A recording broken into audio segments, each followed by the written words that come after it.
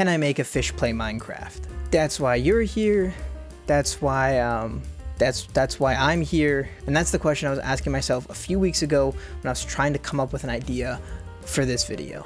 And after getting it stuck in my head, I started thinking, brainstorming, plotting ways that I could make it happen. And eventually, this is what I'm thinking.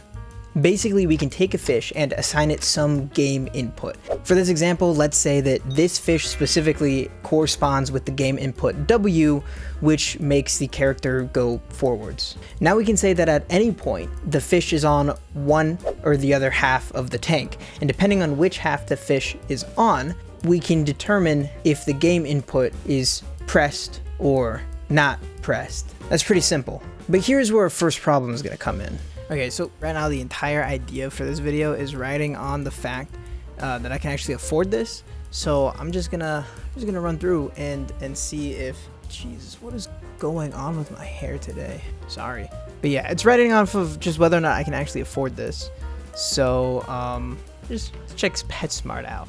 How much do they? Can I buy fish? How much do they charge for fish? Let's check this out. The cheapest fish they got here. Comet goldfish, 29 cents. Okay, 29 cents. Let's just round it. Let's say the higher end. So let's say 50. Let's go here. I think the cheapest that we got is the round fish bowl. It looks like. So that's 8. We're at $8. Let's clear that out. Let's do 12 times 16 plus 8. Okay. So not only would this cost me a little bit more than I'm willing to spend right now, considering I'm broke, but I was thinking about it, and where the hell would I even put that many fish? I mean, this is it. This is all of the space that I have. But because I can't just go out and get that many fish and then have them for like a week and return them or something.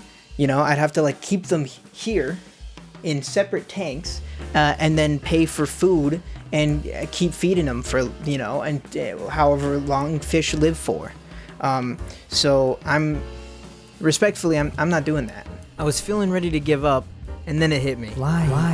I mean, it's so simple. Why didn't I think of that before? What if instead of using real fish, I just program my own fake fish? Yeah. So here's the idea for the fish simulation. Basically, it looks like this, and each little graph represents a tank with a single fish inside of it. And of course, the fish movements inside of each tank are going to correspond with an incredibly advanced algorithm that I made that takes into account fish kinematics, the resistance due to water, and of course, the individual unique spirit that exists inside the heart of every fish. Okay, well, now all I have to do is come over here, and hopefully that shouldn't take too long. I said with Joyce. I was then shot 57 times. Sorry, I had midterms. Now, one final thing before we actually start running everything, I want to set some kind of like realistic expectations here, because obviously this code isn't going to do anything crazy. Like, this isn't going to actually be able to beat the full game. So instead, I made a little mini game, you know, a little fun activity that you can play along with at home, kind of. Basically, whenever the program completes some task, some task that is actually associated with playing the game, I'm gonna give it a little treat, a little reward, you know, a little something. So, for example, if the fish managed to kill a mob, I'll give it a nice sword. If it manages to break 10 blocks, I'll give it a stack of cobblestone. And if it is able to survive an entire night, I'll give it a full set of iron armor. And now completing all of these tasks are going to give our little prisoners an exciting trip at the end. So stay tuned for that. Witness the magic of code, the art of programming. Until seeing it in action, it's hard to imagine something so intelligent, so advanced, so perfect.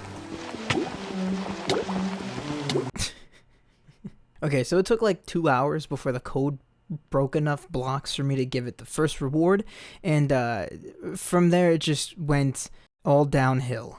I was really hoping it'd be able to put up a good fight against like a zombie or something, but these fish just honestly suck at Minecraft. Who would have guessed? And honestly, I was feeling ready to give up and just toss this video in the dump and then, go back to disappearing for another few months. And then I decided to just give it one last try.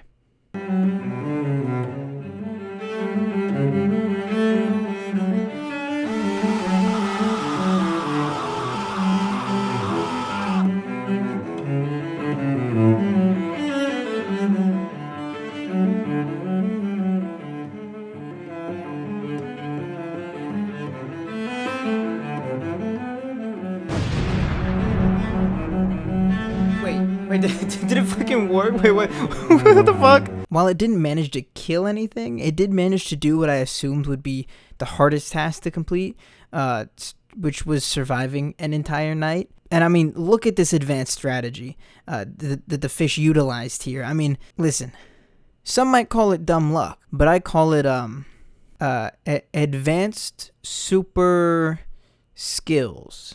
And after seeing such an incredible advancement in gameplay by the fish, I knew that although they hadn't succeeded in defeating a mob, they were telling me, yearning, begging to move on to the next step. And I, being their merciful deity, granted them what they asked for. Truly, this was a great moment in the history of Machine. This advancement into the unknown marks not only a major step forward towards what's next, but also stands for the power of overcoming great obstacles. Sure, this might look like a bunch of random functions controlling a player in Minecraft, but really what this represents is the ability for the uncertainty and randomness of nature to break through any bounds we create for it through order and reason. And as I sat there watching my little machine walk through the literal gates of hell, I knew it would go on and accomplish great things.